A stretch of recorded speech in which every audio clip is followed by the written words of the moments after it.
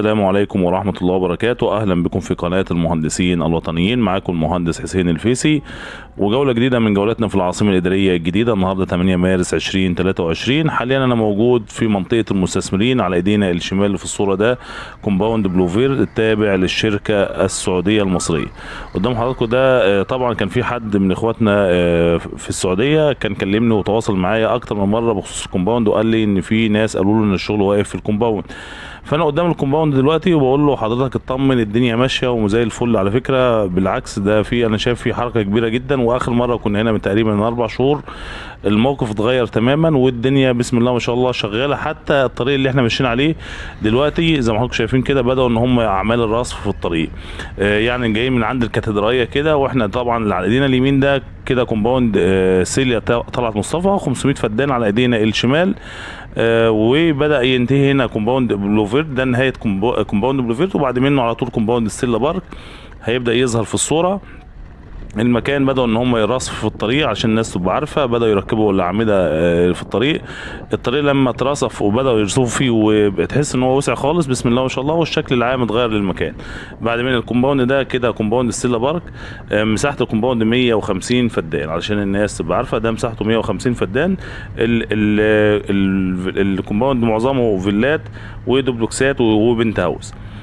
كل طبعا اللي على ايدينا اليمين ده كله كومباوند سيليا طلعت مصطفى، دول 500 فدان على بعض، مساحه كبيره جدا.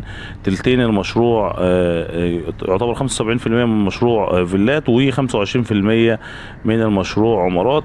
وطبعا كنا صورناه اكتر من مره على قناه المهندسين الوطنيين على اليوتيوب، وان شاء الله هنتابع حضراتكم الفتره اللي جايه في المنطقه هنا، لان الناس اللي متابعينا على القناه معظمهم بيطلب مننا نصور الكومباوندات بتاعتهم اللي هم اشتروا فيها، وعايزين يتابعوا الدنيا على الطبيعه علشان الناس تبقى متابعه. ده كده ستيلا بارك قدام حضراتكم، ده اخر ستيلا بارك. وبعد كده هيبدا يظهر كومباوند البوسكو تابع لشركه مصر ايطاليا. زي ما حضراتكم شايفين كده، ده كده بدايه كومباوند البوسكو بعد ستيلا بارك مباشره. ومساحه المشروع هنا 200 فدان، مساحه ضخمه ومساحه كبيره برضو من بدايه السور. الموقف برضو في في كومباوند البوسكو اتغير تماما. منطقه الفيلات اللي على المحور الشمالي اللي احنا ماشيين عليه ده، المحور الشمالي اللي هو بتاع الكاتدرائيه، منطقه الفيلات كلها انا شايفها بسم الله ما شاء الله بدأوا هم شطبوها خلاص. يعني منطقه الفيلات في كومباوند البوسكو بسم الله ما شاء الله منطقه بالكامل انتهت، وشغالين دلوقتي في العمارات. شغل محترم، يعني الشغل في الشركه هنا بسم الله ما شاء الله الدنيا دايره في المكان، وكل يوم في تغيير بيحصل هنا في المكان. زي ما حضراتكم شايفين الاعمده الكهربائيه بداوا ان هم يركبوها في الطريق، والرصف شغالين فيه هنا في الطريق هنا. وده كل اللي قصادنا ده كومباوند سيليا طلعت مصطفى، كل اللي قصادنا ده كومباوند سيليا طلعت مصطفى. بعد كومباوند البوسكو ده نهايه البوسكو، بدا يظهر كومباوند متاون سولو التابع لشركه بيتر هوم. ده كل ده البوسكو قدام حضراتكم، كل ده البوسكو عشان الناس تبقى عارفه. دي منطقه الفيلات بسم الله ما شاء الله، الوضع اتغير تماما هنا. طبعا كنا هنا اخر مره من 4 شهور زي ما قلنا لحضراتكم وصورنا المكان، كان المكان بنسبه كبيره جدا من هنا كانش لسه في شغل في المكان ده. كده نهايه البوسكو عند اليافطه اللي هنا، دي نهايته، ونهايه السور بتاع الكومباوند هنا على المحور الشمالي. وهيبدا يظهر كومباوند متاون سولو التابع لشركه بيتر هوم. طبعا الكومباوند كله فيلات زي ما حضراتكم عارفين، ولهم ستريب مول شكله جميل جدا على على المحور اللي احنا ماشيين عليه.